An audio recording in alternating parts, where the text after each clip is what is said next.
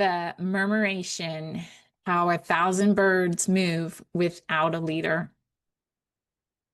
At dusk over a field in winter, something happens that looks like a single living creature the size of a city block.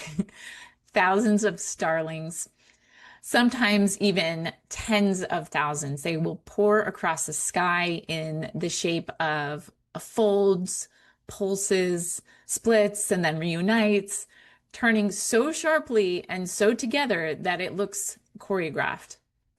And it has a name that sounds like basically what it is, murmuration. And for centuries, people assumed that there had to be a leader in order to have a group function. It'd be like one bird calling all the moves, right? But we know that there isn't, and there has never been. So welcome back to Solaris Sessions. I'm Melanie, the founder of Solaris Method, the strategic and the sacred, where we read the patterns of nature and apply them to build businesses that are simple, clear, and whole. Today, the murmuration and what it knows about teams and brands that no org chart has ever figured out. So first, let's go into the science because the truth is stranger and better than the myth of the leader. When researchers finally tracked individual birds inside these flocks with high-speed cameras, they found something almost so unbelievable because it was just so simple. Each starling isn't tracking the whole flock. It can't. No bird has that view. Each bird is only paying attention to about 6 or 7 of its nearest neighbors and following 3 simple rules. 1, steer in roughly the same direction as the bird near you. 2, stay close to them, don't drift off alone. 3, but not too close, don't collide. Alignment, cohesion, separation. That's it. 3 rules applied locally by every bird at once. And out of those 3 local rules, with no leader and no master plan, the entire vast coordinated whole emerges. Scientists call this emergence complex intelligence. The flock is smarter than any one bird. And the order comes from the bottom up and not the top down. And when a falcon attacks, the flock's evasive genius, that liquid dodging, isn't commanded by any one. It ripples out neighbor to neighbor faster than any central command could ever issue an order. Now the strategy, because this quietly overturns how we were taught to run things. We're taught that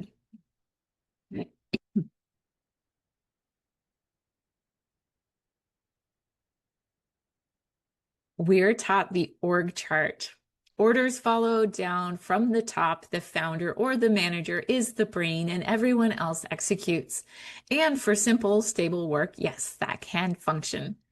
But the moment that things move fast, like a fast-growing business, a distributed team, 6 clinics maybe, 6 neighborhoods, a brand carried by a dozen different hands, the top-down control can actually break, and the leader becomes the bottleneck at that point.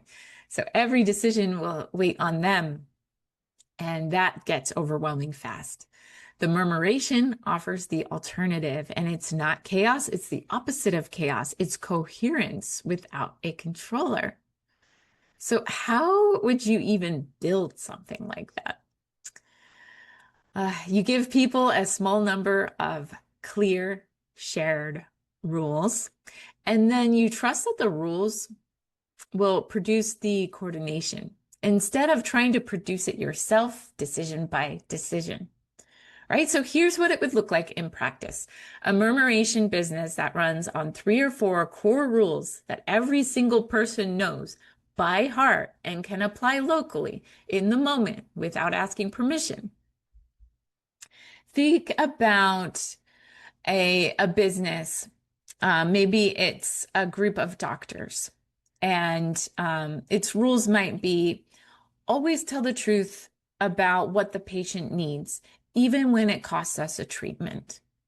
Or always make a scared patient feel safe before anything else.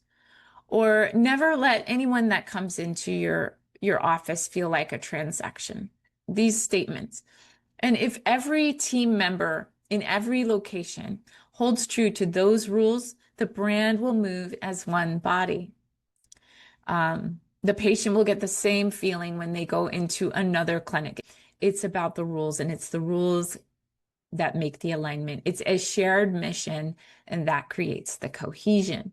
And each person's own judgment, it'll all fill the space in between. So that's the separation.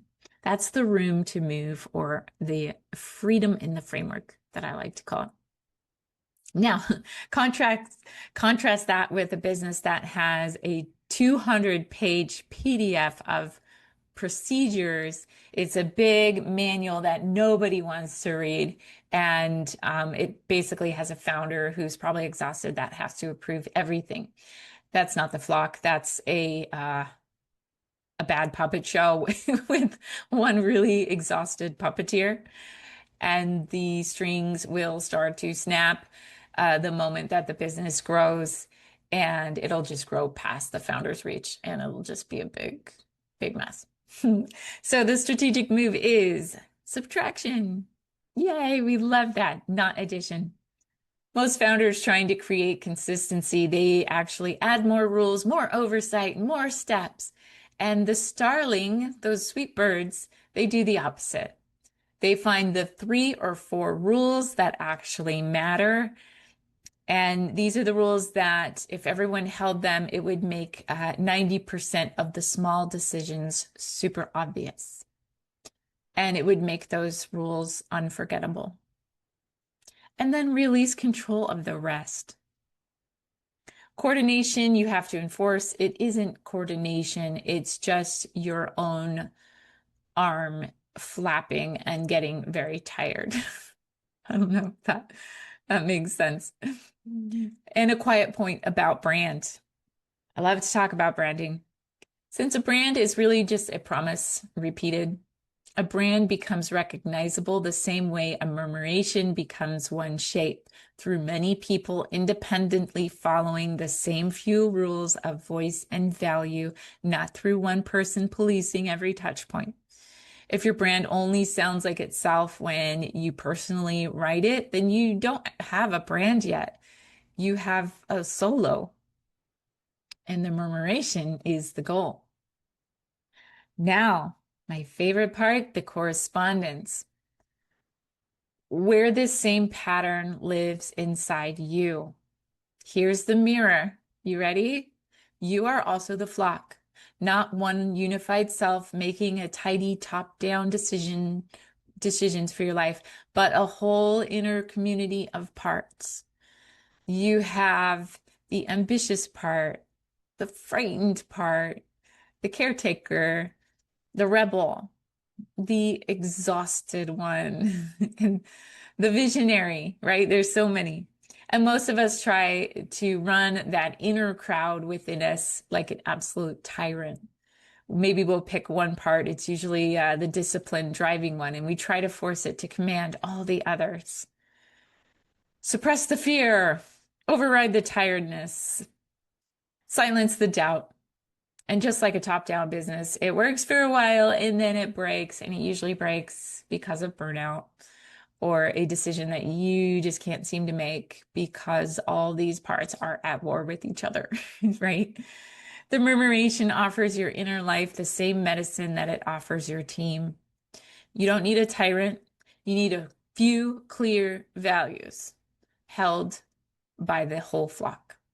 And when all your parts, even the scared one, even the tired one, or they're all oriented around the same few true north points, and they stop fighting and they start moving together. The ambition and the fear can fly in the same direction if they share the same values. Integration isn't picking one part to win. It's giving the whole flock a shared sky. So here's the practice this week, and it serves both the business and the self because, as always, it's one pattern at 2 scales. Write down your three rules, just three, the three non-negotiable principles that, if you and everyone around you held them, would make most decisions super obvious. I'll give you a hint. My three rules relate to freedom, to peace, and beauty. If it doesn't help me be free, if it doesn't provide peace, and if there's not something I can do with it to make it beautiful or just be in that beauty, I don't want to do it. All right. So anyway, so make three, maybe make four, but don't make 20, and make them super plain that even a new team member could hold on to them from day one, and true enough that your own frightened parts could actually rally behind them, even if you wake up freaking out at like 2 a.m. Okay. And you just can't stop thinking. So then for 1 week, when a small decision comes up, don't reach for control, reach for the rules. Let the decision go through the filter of those rules. Let it steer them, and watch how much lighter it is to be one bird following three rules than it is to be the falcon that is trying to command and control the sky, right? So that lightness is the whole point. The starling isn't holding the flock together through effort. It's just faithfully watching its neighbors and keeping its three rules. And the breathtaking, absolutely breathtaking. I hope you can go watch YouTube videos of this happening. Their coordinated whole, it takes care of itself, and it takes on so many forms, and it's so organized and so cool and so fun to watch. So your business can fly just like that, and so can you. In the next episode, we land and we look at the most efficient shape in the natural world. This one's great. The hexagon in the honeycomb, and what the bees know about building systems that give you maximum strength for minimum waste. I'm Melanie. This is Solaris Method, the strategic and the sacred. Everything you want to know about all of this or about me is at solarismethod.com. All right, three rules: shared sky, and let the flock fly itself.